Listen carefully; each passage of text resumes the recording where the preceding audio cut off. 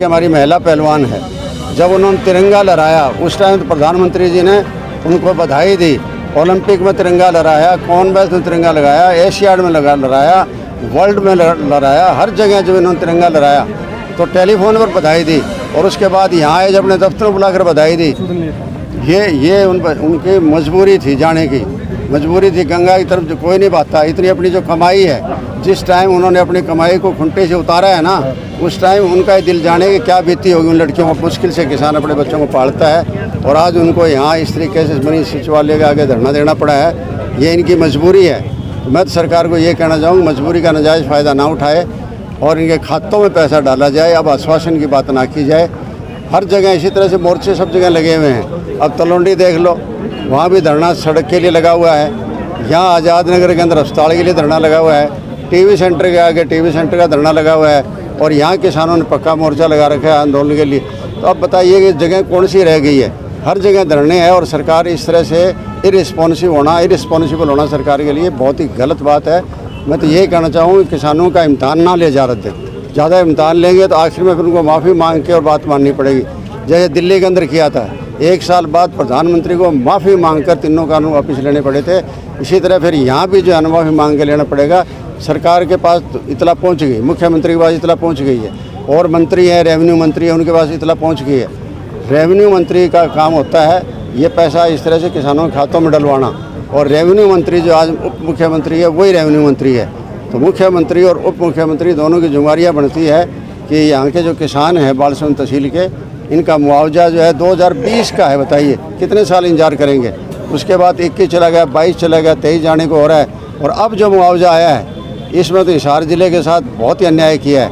केवल मात्र 50 एकड़ नुकसान दिखाया गया है। 50 एकड़ हिसार ज़िले में, इतने बड़े ज़िले में, जबकि सैकड़ों एकड़ का तो हर गांव के अंदर नुकसान हुआ है।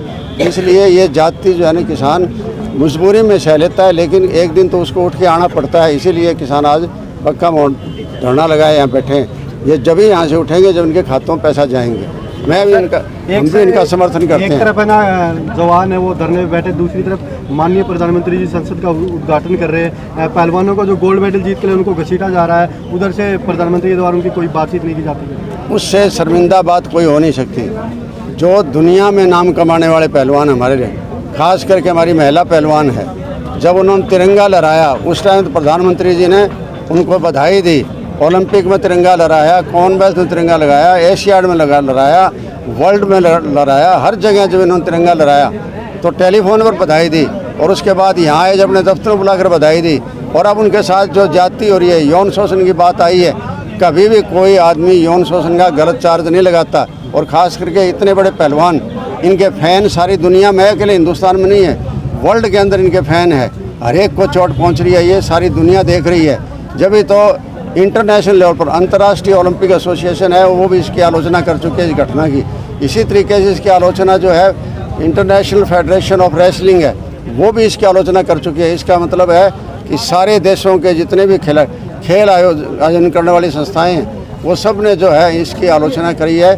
जिस तरीके से उनके साथ धक्का मुक्की की गई, उनको घसीटा गया, उनको बाल खींचे गए, उनके कपड़े फाड़े गए, उनके चोटें लगी, इससे फालतू बर्बरता तो अंग्रेज़ों में टाइम ही नहीं देखी होगी। ऐसे हालात उन्होंने कर रखे हैं। तो सरकार को तुरंत चाहिए अपना जो MP है उसको वो जो है जेल के अंदर डाले।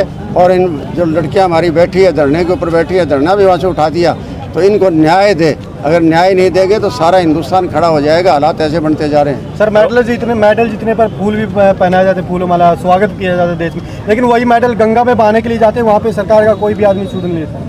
ये उनकी मजबूरी थी, जाने की मजबूरी थी। गंगा की तरफ जो कोई नहीं भागता। इतनी अपनी जो कमाई है, जिस टाइम उन्होंने अपनी कमाई को खुंटे से उतारा है ना, उस टाइम उनका दिल जाने की क्या बीती होगी उन लड़कियों के अंदर ही अंदर उनकी आत्मा रोई होगी, उनके पेरेंट्स की आत्मा रोई होगी।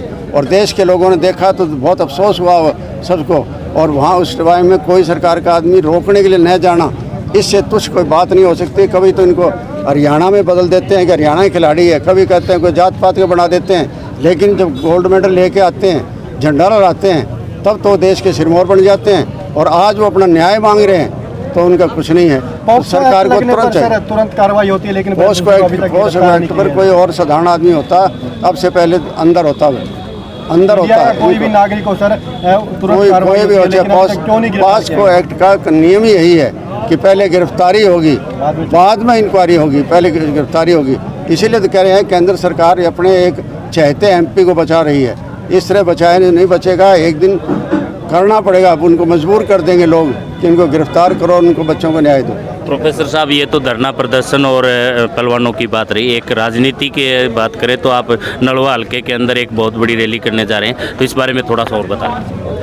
नहीं, वो लोगों में गए, हम सब जगह गए हैं, लोगों में बड़ा जोश है, बड़ा, क्योंकि सरकार के खिलाफ हर वर्ग जो है ना आज आक्रोशित है। कोई वर्ग ऐसा नहीं बचा हो जो सरकार से नाराज़ ना हो। इसलिए जितने भी लोग हैं, अच्छे प्रोग्राम आएगा, हज़ारों की संख्या में लोग यहाँ आएंगे। हाथ से हाथ जोड़ो प्रोग्राम के अंदर यही हमारा ध्येय है कि लोगों की बातों, ताकि उस प्लेटफार्म पर हम भी, और ये गैर राजनीतिक है, हमारा राजनीतिक प्लेटफार्म होगा, लेकिन बात लोगों की उठाई जाएगी, बात वहीं किसानों की उठाई जाएगी, वहीं बेरोजगारी उठाई जाएगी, वहीं जिनके साथ अन्याय हो रहा है उनकी बात उठाई जाएगी, सारी बातें उठाई जाएगी।